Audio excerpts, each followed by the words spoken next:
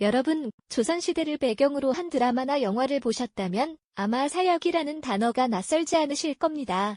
왕의 명으로 죄인에게 내려지는 독약, 흔히 은혜로운 죽음이라는 이름으로 포장되곤 했죠. 하지만 과연 왕이 내린 그 사약이 정말로 은혜로운 죽음이었을까요? 아니면 달콤한 독배 뒤에 숨겨진 왕실의 서늘하고 잔혹한 진실은 무엇이었을까요? 오늘은 그 숨겨진 이야기에 대해 깊이 파헤쳐보고자 합니다. 절대적인 권력을 가졌던 조선의 왕이 한 여인의 목숨을 어떻게 은혜라는 명분으로 거두어 들일 수 있었는지, 그 이면에 감춰진 복잡한 권력투쟁과 인간적인 비극들을 함께 들여다볼 시간입니다. 단순히 역사의 한 장면으로 치부하기에는 너무나도 강렬한 이야기들이 그 안에 담겨 있답니다. 왕실의 은밀한 기록 속에서 우리는 어떤 진실을 마주하게 될까요? 지금부터 그 이야기를 시작해 보겠습니다. 궁궐의 어둡고 긴 복도를 따라 발걸음이 조심스럽게 이어지고 붉은 쟁반에 담긴 무언가가 운반되는 모습이 상상되시나요? 근엄한 표정으로 교지를 내리는 왕의 모습까지 말이죠. 이 모든 장면 속에는 단순히 한 인물의 죽음을 넘어선 조선 왕실의 복잡한 권력 역학이 숨쉬고 있었습니다. 사약은 그저 독약이 아니었던 것이죠. 그것은 왕의 절대적인 권위와 함께 그 죽음이 윤리적으로 정당하다는 것을 동시에 보여주는 상징적인 도구였습니다. 왕이 내리는 자비로운 죽음이라는 명분 뒤에는 감히 어느 누구도 거역할 수 없었던 왕권의 서늘한 위압감이 도사리고 있었던 셈입니다. 마치 거대한 바위가 움직이는 것처럼 왕의 뜻은 거스를 수 없는 운명이 되었던 것이죠. 조선시대에는 왕이 죄인에게 직접 독약을 내리는 제도가 있었습니다. 이는 단순한 처형이 아니라 죄인의 명예를 조금이나마 지켜주는 은혜로운 조치로 여겨지기도 했는데요. 칼이나 매로 죽임을 당하는 것보다 스스로 독을 마시고 생을 마감하는 것이 더 품위 있는 죽음이라는 인식이 있었기 때문입니다. 하지만 이러한 명분 뒤에는 실로 엄청난 아이러니가 숨어 있었죠. 왕의 권위가 곧 법이었던 시대에 사약을 받는다는 것은 개인의 의지와는 상관없이 왕실의 결정에 따라야만 하는 피할 수 없는 운명을 의미했습니다. 사약은 왕의 절대적인 권력을 가장 극명하게 보여주는 수단이었습니다. 왕은 신하들에게 명을 내리거나 법을 제정하는 것 외에도 한 사람의 생명을 거두는 방식으로 자신의 절대적인 힘을 과시할 수 있었던 것이죠.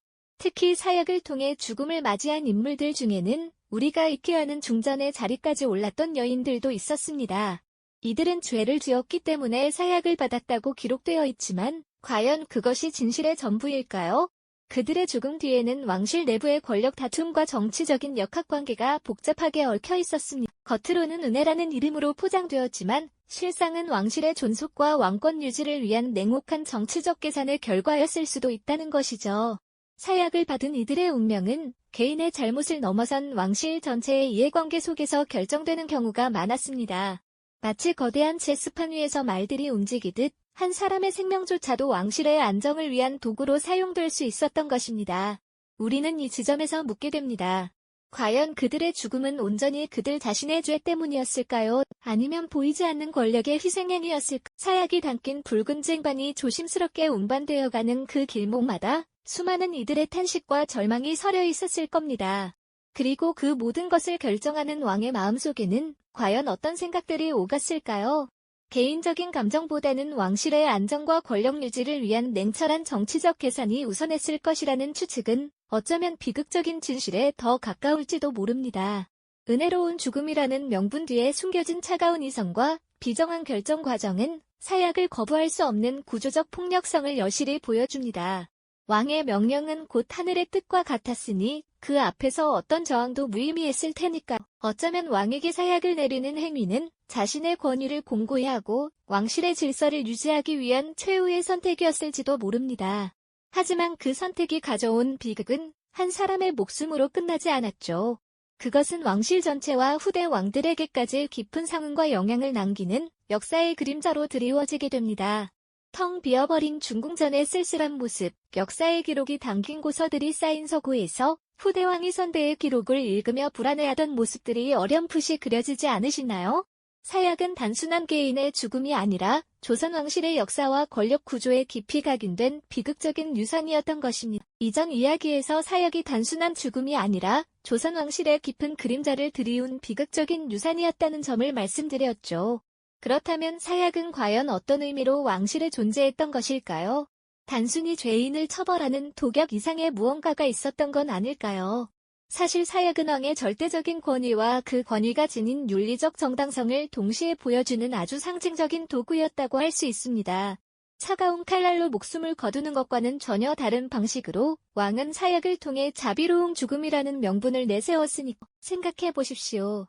왕이 내리는 죽음이 어떻게 은혜가 될 수 있을까요? 이 역설적인 표현 속에는 거스를 수 없는 왕권의 위압감이 고스란히 담겨 있습니다. 왕의 명령은 곧 하늘의 뜻과 같았으니 그 앞에서 어떤 저항도 무의미했던 것이죠. 사약을 받는다는 것은 왕의 마지막 결정에 순응하는 일종의 의례적인 행위였던 셈입니다. 붉은 쟁반에 담겨 조용히 운반되는 독배는 단순한 독약이 아니라 왕의 지엄한 권위가 집행되는 순간을 상징했던 겁니다. 그 순간 피 한 방울 흘리지 않고도 왕은 자신의 권력을 만천하에 드러낼 수 있었던 것이죠. 하지만 이러한 은혜로운 죽음이라는 달콤한 포장 뒤에는 언제나 냉혹한 정치적 계산이 숨겨져 있었습니다. 왕은 사약을 통해 자신의 권위를 공고히 하고 왕실의 질서를 유지하며 때로는 복잡한 정치적 난국을 해결하려는 의도를 가졌던 겁니다. 사약은 그렇게 단순한 처형 도구를 넘어 왕실의 안정과 권력 유지를 위한 궁극의 폭력이자 가장 은밀한 정치적 수단으로 사용되었던 것이죠. 그 누구도 감히 거부할 수 없는 왕의 마지막 선택이었으니까. 그렇다면 이처럼 절대적인 권력의 상징이었던 사약의 가장 비극적인 희생양은 누구였을까요? 바로 왕실의 최고 여성, 중전의 자리였습니다. 역사 속에서 사약을 받고 생을 마감한 중전들의 사례를 보면 그들이 단순히 개인적인 죄를 지어서가 아니라 왕실 권력 다툼과 복잡한 정치적 역학관계 속에서 희생양이 된 경우가 많았다는 사실을 알 수 있습니다. 조선 왕실의 중전은 단순히 왕의 아내를 넘어 왕실의 안정을 책임지고 후사를 잇는 매우 중요한 존재였죠. 하지만 바로 그 중요성 때문에 중전은 언제나 외적 세력과 권력을 탐하는 대신들의 암투에 휘말리기 쉬운 위치에 있었습니다. 대표적인 예로 패비윤 씨와 장희빈의 이야기를 빼놓을 수 없을 겁니다. 패비윤 씨는 성종의 계비이자 연산군의 어머니였지만 궁중 암투와 왕의 총애를 잃으면서 결국 사약을 받게 됩니다. 그녀의 죽음은 단순히 왕과의 불화 때문이 아니었습니다. 당시 조정 대신들의 세력 다툼과 왕실 내부의 복잡한 역학관계가 얽히면서 그녀는 결국 그 모든 갈등의 정점에 선 희생양이 되었던 것이죠.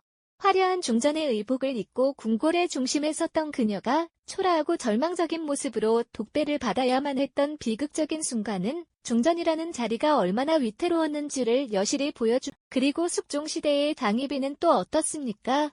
한때 숙종의 지극한 사랑을 받아 중전의 자리까지 올랐지만 인현왕후의 복위와 노론, 소론의 당파 싸움 속에서 결국 왕의 마음을 잃고 사약을 받게 되었죠.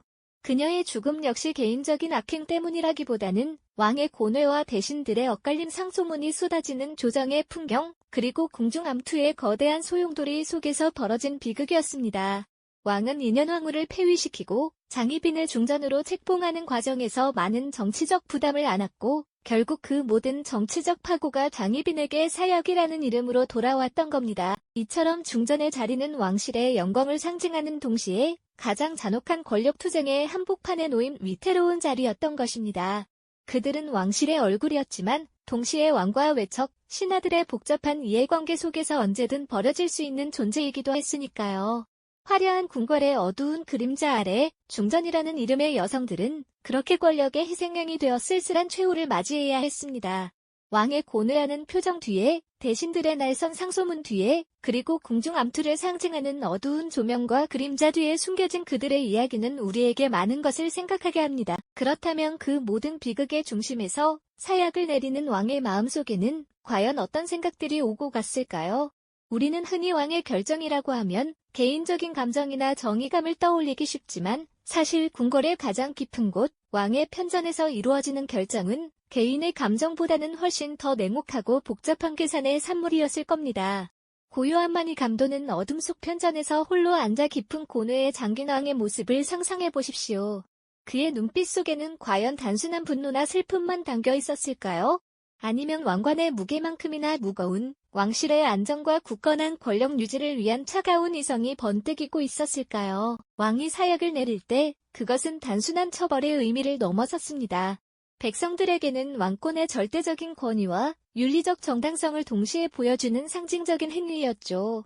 은혜로운 죽음이라는 아름다운 명분 뒤에는 거스를 수 없는 왕권의 위압감이 숨겨져 있었던 겁니다. 마치 폭풍우가 몰아치는 바다 위에서 배의 방향을 잡아야 하는 선장처럼 왕은 개인적인 연민이나 애정보다는 왕실이라는 거대한 배가 나아갈 방향, 즉 왕조의 존속과 안녕을 가장 우선시할 수밖에 없었던 겁니다. 한 여인의 생명과 왕실의 미래를 저울질해야 하는 상황에서 왕은 결국 차가운 이성으로 계산된 결론을 내렸을 가능성이 큽니다. 사약규지를 내리는 순간의 침묵과 긴장감은 결코 가벼운 마음으로 이루어지는 결정이 아니었음을 짐작하게 합니다. 한때 지극한 사랑을 나누었던 여인에게 혹은 왕실의 존엄을 상징했던 중전에게 죽음을 명하는 왕의 심정은 복잡 미묘했을 겁니다. 그러나 그 복잡한 감정들을 뚫고 결국 사약을 내리게 하는 힘은 바로 왕실의 권력 유지라는 지상 과제였던 것이죠. 왕의 개인적인 고뇌가 없었다고 말할 수는 없겠지만 그 고뇌의 끝에는 언제나 왕실의 안정과 직결되는 정치적 계산이 가장 큰 비중을 차지하고 있었을 겁니다. 결국 사약은 거부할 수 없는 구조적 폭력성을 내포하고 있었습니다. 왕이 내리는 은혜로운 죽음이라는 명분은 곧 죽음을 선택할 자유마저 빼앗는 잔혹한 결정이었으니까요. 사약을 받은 이는 그 지엄한 명령을 거역할 수 없었고 설령 억울함이 있더라도 그 자리에서 순종해야만 했습니다. 이처럼 왕의 권력은 한 인간의 생명을 빼앗는 순간마저 자비라는 이름으로 포장할 수 있었던 것이죠. 이것은 단순한 개인의 비극이 아니라 조선 왕실이라는 거대한 권력 시스템이 작동하는 방식, 그리고 그 안에서 개인이 얼마나 무력할 수밖에 없었는지를 보여주는 상징적인 장면이라고 할 수 있습니다. 왕관의 무게감이 한 개인의 생명보다 더 중요하게 여겨졌던 차가운 현실을 말해주는 것이죠. 이처럼 한 개인의 생명을 좌우했던 사약은 결코 한 사람의 비극으로만 끝나지 않았습니다. 오히려 그 씁쓸한 그림자는 왕실 전체에 깊숙이 드리워져 오랜 시간 지워지지 않는 상흔을 남겼죠. 역사의 기록 속에서 사약을 받고 쓰러져간 인물들의 이야기는 후대 왕들에게도 끊임없이 불안과 경고의 메시지를 던졌을 겁니다. 텅 비어버린 중궁전의 쓸쓸함은 단순히 한 여인의 부재를 넘어 언제든 권력의 칼날이 자신을 향할 수 있다는 무언의 압박으로 다가왔을 테니까요. 이는 왕실의 비극적인 유산으로 고스란히 남겨졌죠. 왕실의 역사를 살펴보면 사약으로 인한 비극은 결코 고립된 사건이 아니었음을 깨닫게 됩니다. 조선이라는 거대한 권력 구조 안에 깊이 각인된 비극적인 유산이었죠. 한 왕비의 죽음은 또 다른 왕비의 운명에 영향을 미쳤고 다음 세대 왕들의 통치 방식에도 미묘하지만 분명한 영향을 주었습니다. 마치 연못에 돌을 던지면 파문이 일듯 사약이라는 비정한 결정은 왕실의 크고 작은 이해관계 속에서 끝없이 파장을 일으켰던 겁니다. 불안정한 왕권을 다잡기 위해 혹은 외척 세력과의 힘겨루기 속에서 정파 간의 첨예한 대립 속에서 사약은 언제나 위협적인 존재이자 해결책으로 등장했으니까요. 그 냉혹한 역사의 반복은 왕실 전체에 깊은 그림자를 드리워왔습니다. 결국 사약은 단순한 죽음의 도구가 아니었습니다. 그것은 왕실의 존속과 권력 유지를 위한 궁극적인 폭력이자 가장 냉혹한 정치적 도구였죠. 왕이 내리는 은혜로운 죽음이라는 달콤한 포장 뒤에는 한 인간의 생명을 도구로 삼아 거대한 권력 시스템을 지탱하려는 잔혹한 의도가 숨겨져 있었던 겁니다. 그 순간 중전에게 사약 교지가 내려지고 그녀가 독배를 받아 마시는 장면은 단순한 개인의 비극을 넘어 왕권의 무자비함과 한 여인의 처절한 운명이 교차하는 역사의 가장 극적인 지점이었을 겁니다. 꽃다운 생명이 쓰러지는 그 찰나, 은혜라는 단어가 얼마나 잔혹한 위선이었는지 여실히 드러나는 순간이었죠. 이처럼 사약은 왕의 절대적인 권력이 얼마나 차갑고 비정하게 작동할 수 있는지를 보여주는 상징적인 사례라고 할 수 있습니다. 개인의 감정이나 도덕적 가치보다는 왕실의 안정과 권력 유지를 최우선으로 했던 그 시대의 단면을 고스란히 보여주는 것이죠. 왕좌를 지키기 위해 그리고 왕실의 존엄을 유지하기 위해 때로는 가장 가까운 이에게조차 죽음을 명해야 했던 왕들의 고뇌, 그리고 그 명령 앞에 무력하게 쓰러져간 이들의 비극이 교차하는 지점입니다. 정말이지 가슴 아픈 역사의 한 페이지였죠. 그렇다면 이사약의 비극이 오늘날 우리에게 주는 의미는 무엇일까요? 과연 과거 왕실만의 잔혹한 이야기에 불과할까요? 결코 그렇지 않습니다. 사약은 권력이 한 개인의 삶을 어떻게 파괴할 수 있는지 보여주는 섬뜩한 거울과도 같습니다. 눈에 보이지 않는 권력의 칼날이 때로는 정의라는 이름으로, 때로는 공공의 이익이라는 명분으로 개인의 자유와 존엄을 짓밟을 수 있다는 것을 상징적으로 보여주는 것이죠. 현대 사회에서도 우리는 알게 모르게 보이지 않는 사약을 마주할 때가 있습니다. 조직의 논리 앞에서 혹은 거대한 시스템 앞에서 개인이 무력해지는 순간들이 바로 그것 아닐까. 우리는 이 역사의 그림자를 통해 권력의 본질을 성찰해야 합니다. 과연 그 달콤한 독배 뒤에 숨겨진 진실은 무엇이었으며 오늘날 우리 사회에는 어떤 모습으로 변주되어 나타나고 있을까요? 왕실의 비극적인 죽음들이 단순한 옛 이야기가 아니라 지금 우리에게도 깊은 질문을 던지고 있는 것이죠. 과연 왕실의 모든 죽음은 기록된 대로였을까요? 다음 시간에는 기록되지 않은 또 다른 왕실의 의문스러운 죽음에 대한 이야기를 심층적으로 파헤쳐보며 숨겨진 진실에 한 발 더 다가가 볼까요? 이 영상이 도움이 되셨다면 좋아요와 구독 부탁드립니다. 여러분의 응원이 제게 큰 힘이 됩니다. 다음 영상에서도 더 유용한 정보를 공유하겠습니다. 감사합니다.